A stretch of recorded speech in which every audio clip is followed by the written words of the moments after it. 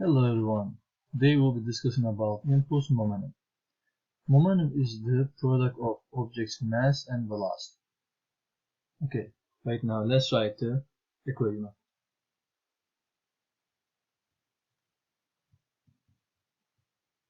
Is equals mass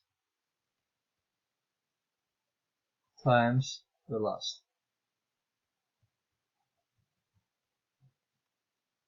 Momentum shown with letter P, and it is a vector quantity, and M for mass and V for velocity.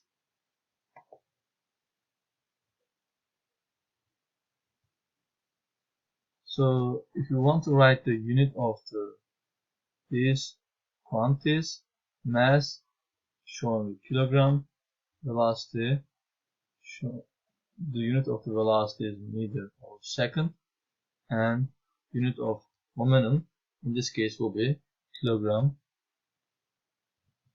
meter or second.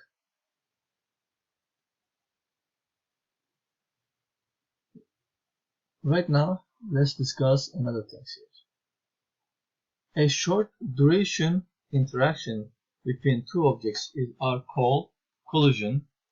There is an impulse during collision. Impulse is the product of net force and interaction time. So let's write down impulse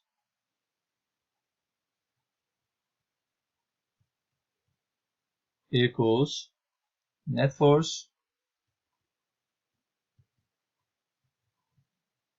times time.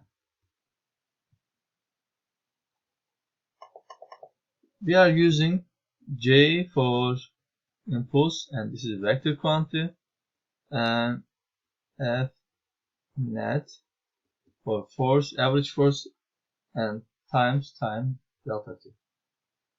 For the unit of the net force is Newton, delta T is going to be second, and impulse will have a unit of newtons times second in this case. Let's discuss about impulse momentum theorem.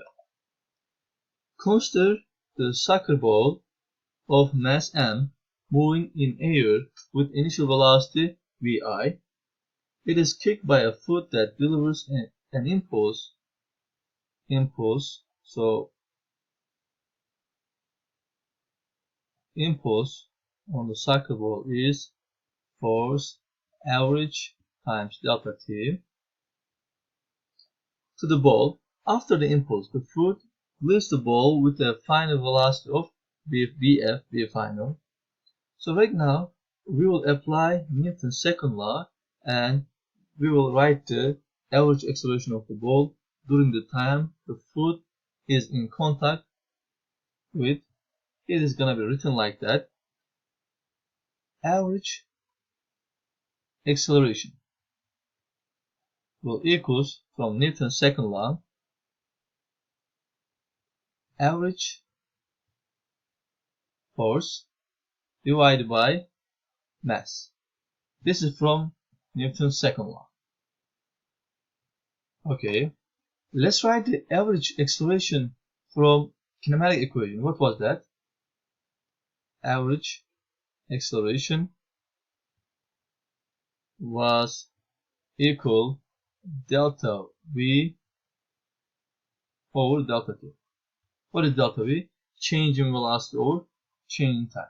Okay, so in this case, v final minus v initial divided by delta t will be the acceleration. Okay, now we have average acceleration from Newton's second law and kinematic equation. Okay, so let's rewrite them, rearrange them. So here, this part then should equal this part. Okay, let's write it down. So v final minus v initial divided by delta t should equals average force divided by mass. Okay, now let's rearrange that. So m goes here and delta t goes here. Let's rearrange them and let's rewrite them. Mass times v final minus v initial will equals average force times delta t. So that is impulse momentum theorem. So here we can rewrite them like that.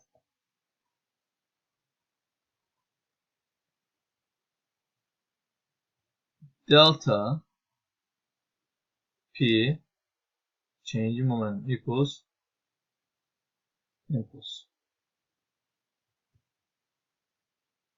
Okay, so impulse changes the object's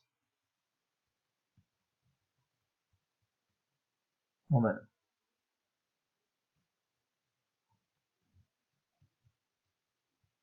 This is impulse momentum theorem.